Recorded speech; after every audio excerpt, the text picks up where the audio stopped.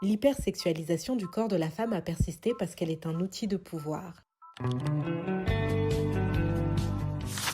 Cette hypersexualisation s'inscrit dans une histoire longue où le regard porté sur le corps a été construit, transmis et reproduit. Et ça s'explique assez simplement. Dans l'histoire de l'art, du cinéma et de la publicité, ce sont majoritairement les hommes qui ont tenu la caméra, le pinceau, mais surtout le micro. Les messages, les visions ont eu une estrade pour continuer de véhiculer à grande échelle le message. Car c'est d'une certaine manière celui qui possède le média, qui possède le message et qui influence. Mais il est important de comprendre que l'hypersexualisation ne fonctionne pas parce qu'elle est vraie, mais parce qu'elle a été véhiculée partout, dans l'art, dans les codes visuels et les discours médiatiques. Et lorsqu'un même type de message est répété à grande échelle par la publicité et le cinéma, eh bien il devient par évidence une norme. Autrement dit, la répétition fabrique l'évidence. Dans ce sens, cet outil, qui est l'hypersexualisation, a été un véritable outil de contrôle social, car en réduisant un corps à sa fonction érotique, on a invisibilisé l'intellect, la compétence ou l'humanité de la personne. Ça contribue à déplacer la valeur accordée à une personne vers son apparence et non vers ce qu'elle est ou ce qu'elle fait. C'est ce qui a longtemps permis de justifier et de maintenir une hiérarchie de genre. Ce mécanisme d'hypersexualisation ne touche pas toutes les femmes de la même manière. Dans le cas des femmes noires, il s'est inscrit dans une histoire marquée par la colonisation, l'esclavage et la construction de représentations racialisées du corps. Dans ces contextes, le corps des femmes noires a souvent été lié à une force supposée excessive et ou à une sexualité surdéterminée. Mais le mécanisme produit reste profondément similaire. Invisibiliser,